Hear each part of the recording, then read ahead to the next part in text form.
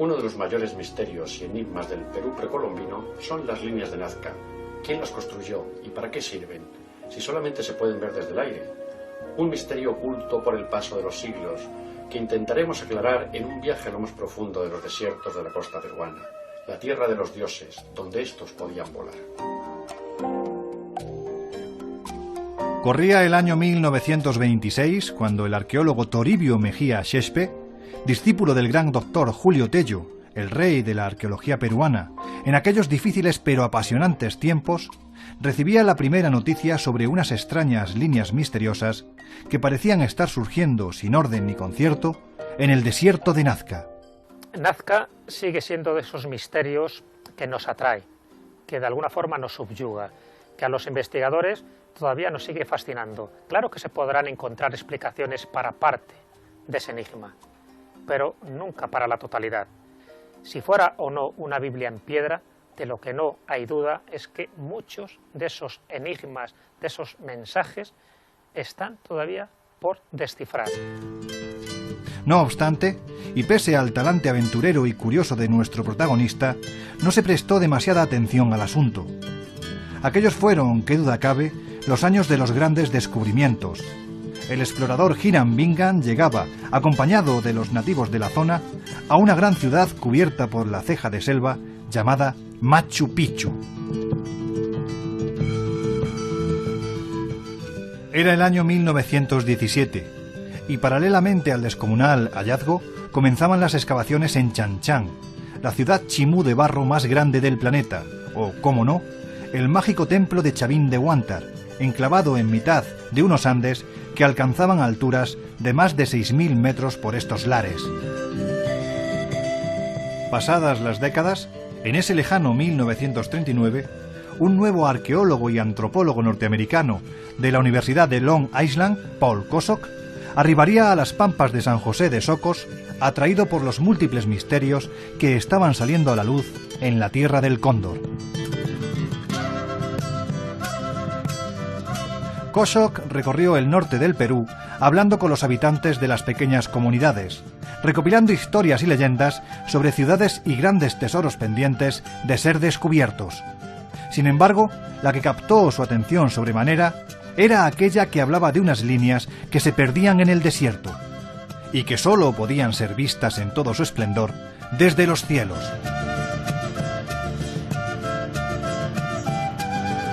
El científico tomó la carretera panamericana que atravesaba la vasta planicie. Allí, entre los kilómetros 419 y 465, en una superficie de más de 500 kilómetros cuadrados, se habría de llevar la sorpresa más importante de su vida. Al llegar a una pequeña meseta en las entrañas de este mar de arena y piedra, abrasada por el astro rey, Kosok trepó por una de sus paredes, apreciando cómo a sus pies, bajo el sofocante calor, cientos de líneas realizadas sobre la dura capa del desierto atravesaban la pampa. No era cuestión de azar. No había duda de que habían sido creadas, en un tiempo pasado, por el hombre. Sobre Nazca se ha dicho muchas cosas, muchas teorías, algunas peregrinas y otras pues con ciertos visos de verosimilitud. Últimamente se ha investigado mucho sobre Nazca y sobre Palpa, porque para entender el misterio de estos geoglifos de Nazca hay que saber que también en Palpa existen estas líneas misteriosas, la mayoría de las cuales solo se pueden ver desde el aire. Las líneas y figuras finalmente fueron descubiertas cuando el citado Kosok, a bordo de un pequeño avión, sobrevoló la zona intentando atisbar los sistemas de irrigación creados por los Nazca. Y es que estaba convencido de que las largas líneas que atravesaban la planicie no eran sino un invento primario de intento de canalización de agua.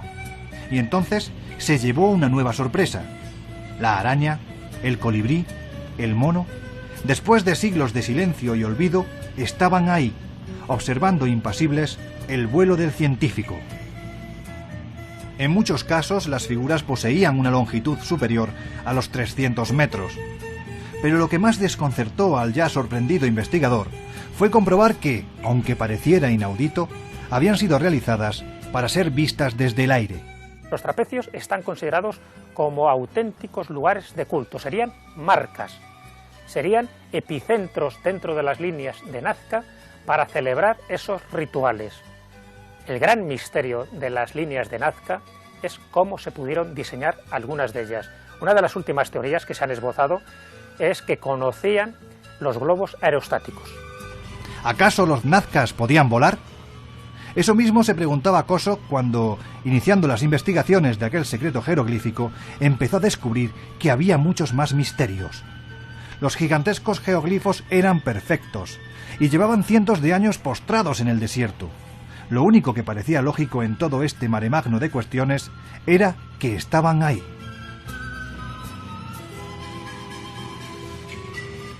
La tierra de este desierto posee una superficie cobriza debida al hierro que contiene. No obstante, es suficiente profundizar unos centímetros o simplemente caminar sobre ella para que queden marcas, pues tal es el efecto que consigue la capa de tierra blanquecina que subyace bajo la primera ferrosa.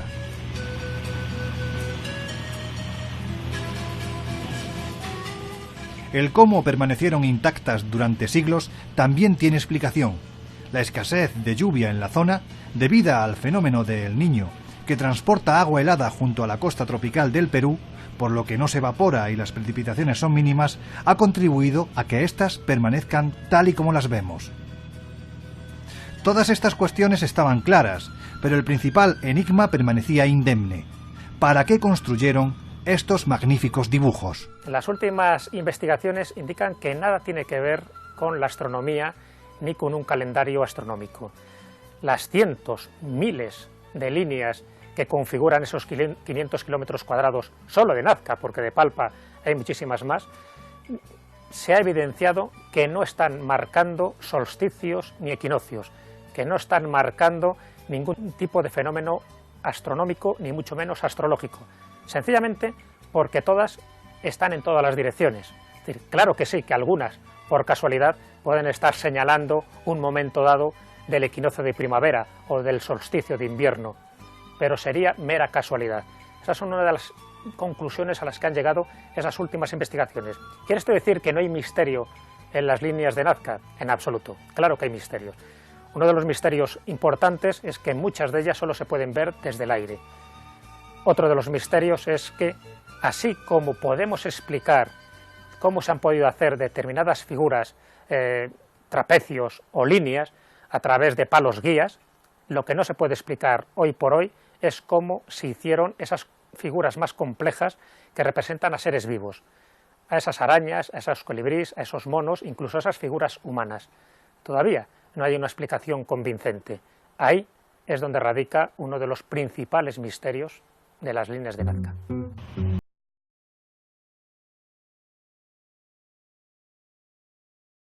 En aquellos días muchas son las hipótesis que con mayor o menor fortuna se han formulado, destacando entre otras las del profesor suizo Erich von Däniken, quien afirmaba que los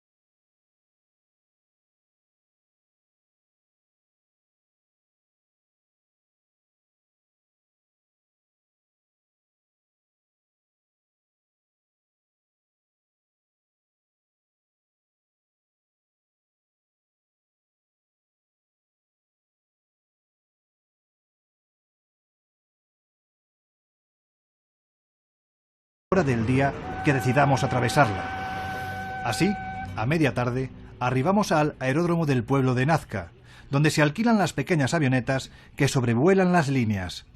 Son las 16:30 horas y volar ya entrada la tarde no es que sea poco recomendable, es sumamente peligroso, pues las corrientes de aire caliente dificultan el viaje y las turbulencias zarandean el avión a su antojo. Pero estamos aquí.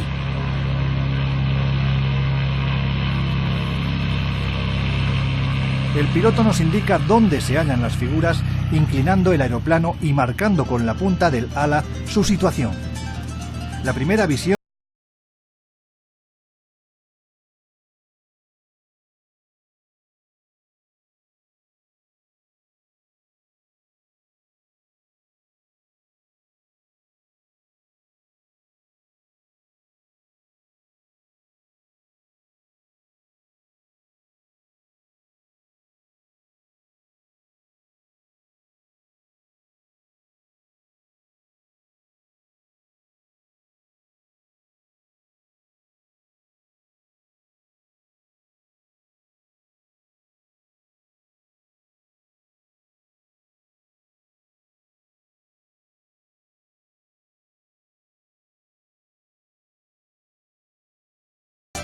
el vuelo es incómodo.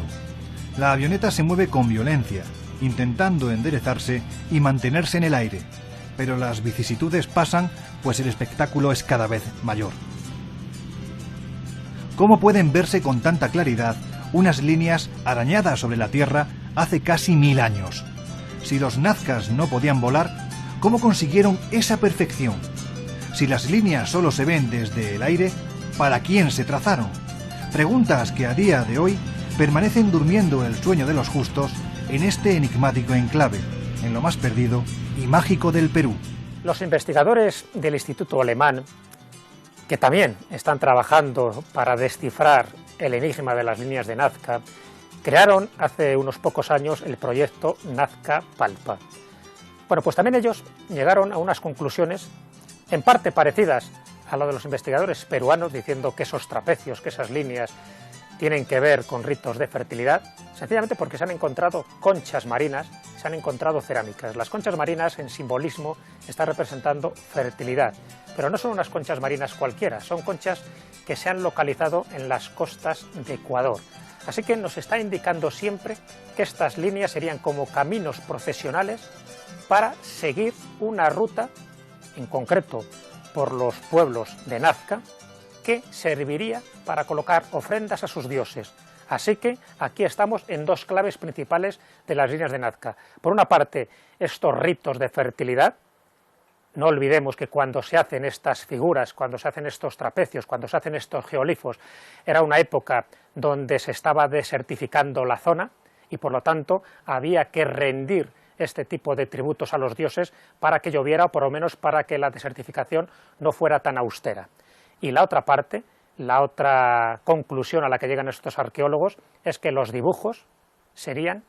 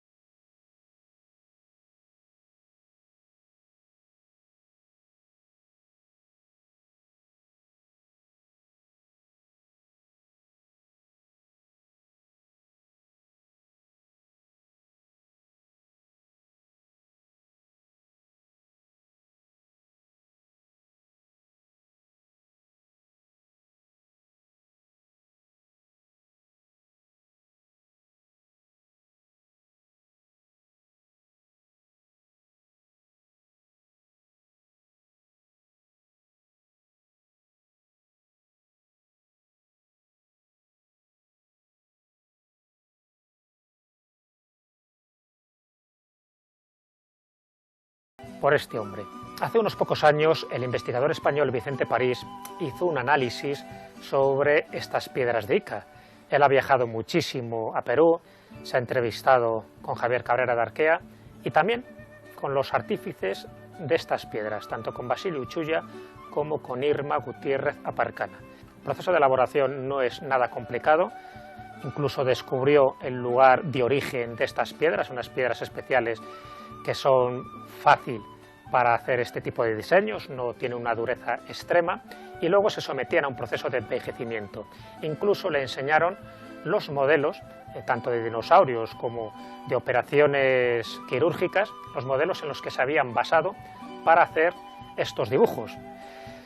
El que se hayan encontrado 11.000 piedras, incluso se habla de 50.000 piedras de estas características, lo que incide es que fue un pequeño negocio, rentable para algunas personas, sobre todo para aquellos que hicieron los diseños, pero que sirvió un poco para poner de moda el que existieran civilizaciones anteriores a la humana.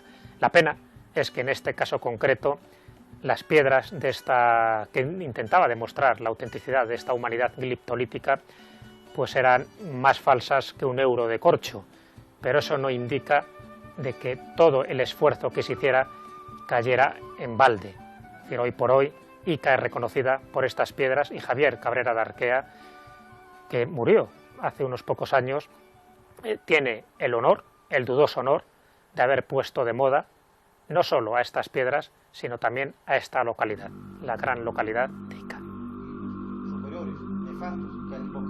El destino nos había de llevar hasta Melquiades. Nos habían hablado de él en un pequeño restaurante de carretera, y cuando llegamos a su casa parecía que nos estaba esperando. Es un brujo de Ica, que solo trabaja la magia negra y con Satanás como aliado. El chamán nos recibe con toda amabilidad en su hogar. Sin dudarlo, nos conduce a la habitación donde duerme y donde tiene todos sus amuletos y trabajos. No debe separarse de ellos jamás, incluso cuando descansa, pues en ese momento es más accesible a otros hechiceros que quieren hacerle mal. El daño es más fácil que curar. ¿Por qué? Porque si a una persona se le puede dar un tomo, llámese en líquido, en comida, fácilmente lo puede consumir. Y llámese a la consecuencia que pues tiene ciertos malestares, pues es gástrica, estómago flojo, dolencias del estómago, y muchas veces recurren a cuestión de medicina. Y la medicina es también fuerte que le va haciendo más daño. Y muchas veces, a veces recurren a tiempo a una persona que es curioso y se dan a tiempo su curación. Cuando ya el caso ya es pasado, desgraciadamente ya no hay cura ya. Por mucho que recurren, ya no ya. El daño ya está pasado ya. Esa calavera pertenece a mis abuelos. Se llama Tomás. También practicó el curanderismo. Él le transmitió el curanderismo a mi padre. Y mi padre me lo transmitió a mí, ahorita. Como ahorita también lo estoy transmitiendo ahorita a mi hijo.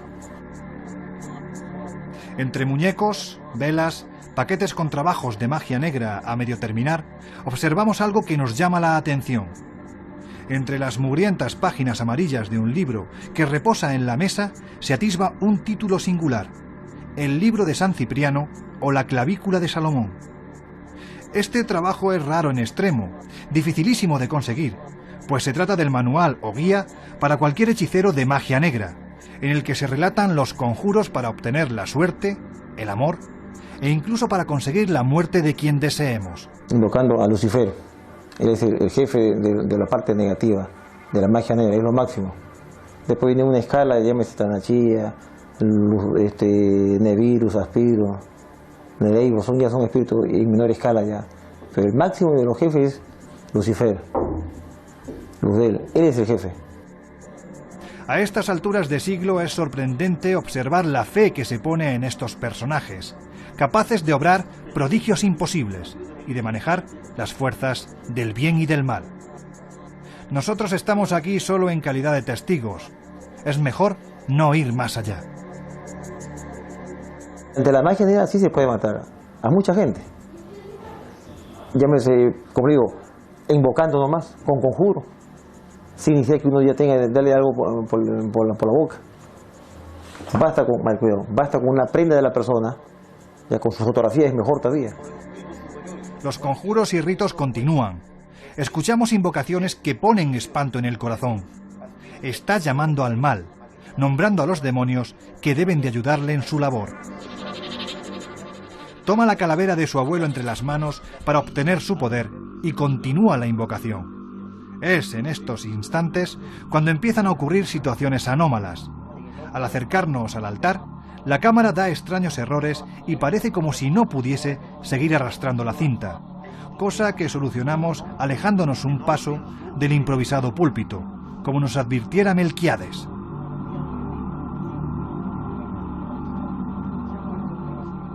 No sabemos si esto tendrá efecto en la persona a la que se intenta realizar el daño, pero como asegura el brujo, ese hombre ya ha contratado a otro hechicero para que le proteja.